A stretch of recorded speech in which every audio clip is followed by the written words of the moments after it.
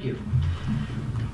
So you guys are at the beginnings of this. We're 125 years down the road of this, and I have the great privilege of serving as executive director at an organization that was founded by immigrants on the Lower East Side to serve other people coming into the city who didn't really have very many ways to support themselves or their families. And so our founders took a model from the old country, which got it from the Bible, of an interest-free loan fund, and they gathered together around $95 and started making loans, mostly for merchandise that people sold off of push carts.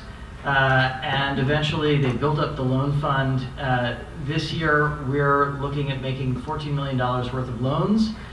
Everything from general needs to college and graduate school loans to loans that help people acquire affordable housing. We do some small business lending, and we also do a program for lower income parents of kids with special education needs. The city often pays for those, pays tuition in private school for kids whose needs can't get met by the public school, but it pays it on a reimbursement basis. So good luck if you're low income putting out that money in front. We step in the middle and we make bridge loans for those families so their kids can be in school and get the education that they need. I did not press my timer. Okay, I don't know. There we go. Chloe's gonna time. Okay. I'm a rabbi. I got into the rabbinate because I wanted to work for social change. And after college, I spent some time working in various social change organizations, and it occurred to me after a while that there are two ways to promote social change. One is you got to actually have a plan. You need to know what you're doing. If you want to address the issue of affordable housing for people, you need to be an architect that can build a place that is livable for people. You need to know how to do public financing. There's all sorts of technical aspects to this, and some things work well, and frankly, some things don't. And without people who know what they're doing, experts, it's very hard to address complex social issues. But you can have the greatest plan for affordable housing in the world, and if no one gives a damn that people don't have access to affordable housing in your society, it will just sit there, and it will never get funded, it will never get passed into law, the housing will never get built. So how is it that we create a society where people care about these things? What will it take for us to shape citizens and human beings who want to make sure that everybody has the basics for a decent and dignified existence? And I thought, I don't have any special expertise, I could develop that, but I really am drawn to the idea of helping to develop people who care. And my faith tradition has excellent resources for that. I went off to seminary and I became a rabbi. I told the admissions committee that I was coming to rabbinical school so that I could do social change work. None of them really understood what I was talking about. That was okay. And I feel like my current work is exactly the sort of double barrel thing that I was looking for. On the one hand, we actually make a concrete difference in very many people's lives over the course of the year. Hebrew Free Loan Society does lending throughout New York City, also in Westchester and on Long Island. We are non-sectarian, so we lend to people regardless of their background.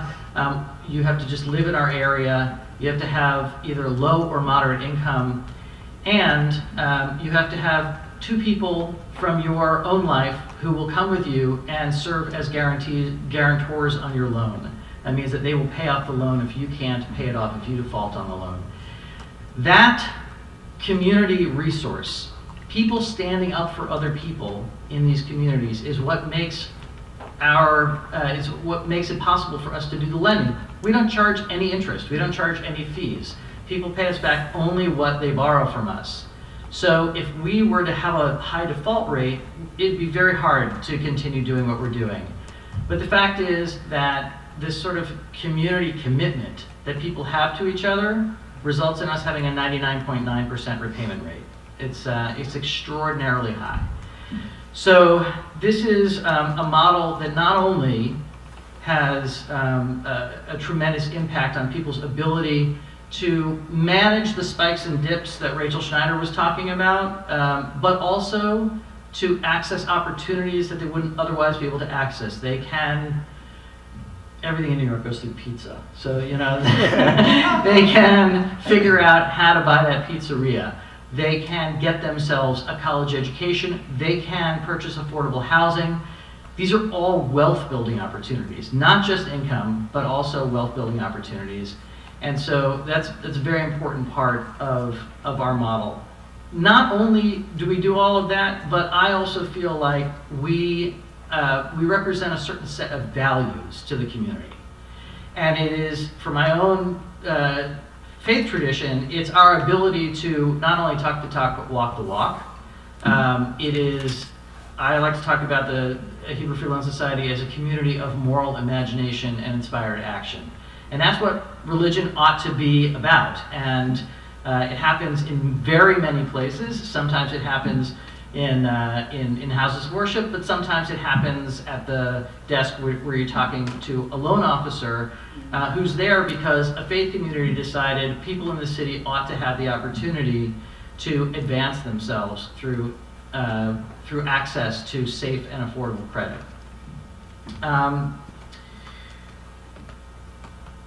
Lending is one part of a much bigger picture of economic security and economic empowerment. And Sarah talked a lot about some of how we got into the situation that we're in and what we might be able to do to get ourselves out of it. We definitely see ourselves as providing an alternative vision for how people can access credit. So it's very common in many faith traditions that when you see somebody who's having financial difficulties, you don't automatically think, oh, that's a profit opportunity for me. Instead, you think, oh, that person is making a claim on my solidarity and my compassion. And the practice of interest-free lending isn't the most widespread practice. It's not, as they say, scaled. But it's also not pie in the sky and tiny, right? There are, as Mo mentioned, there are lots of people in immigrant communities all across the city and the country and the world who are doing revolving credit circles, and that's a no-interest way of saving and lending money. There are groups in the United States, the Mission Asset Fund, actually Kiva, if you know Kiva, does a 0% interest lending program called Kiva Zip. This is something to put into the mix. Not all credit has to have risk priced in.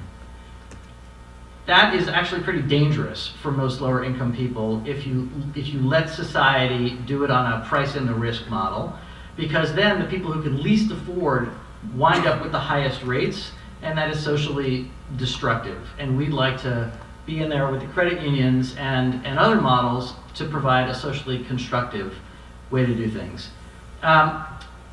We've grown in the past few years. We've added about $1 million of new lending every year for the past 3 years, and there is a huge need for safe and affordable credit in New York. We happen to be fortunate in this state to have an interest rate cap. So by law, lenders can only charge so much, and that's why we don't really have a payday lender on every corner. If you saw one of those maps in a state where payday lending is allowed, it would be drowned by payday lending outlets. There are more payday lenders in this country than there are McDonald's and Starbucks combined.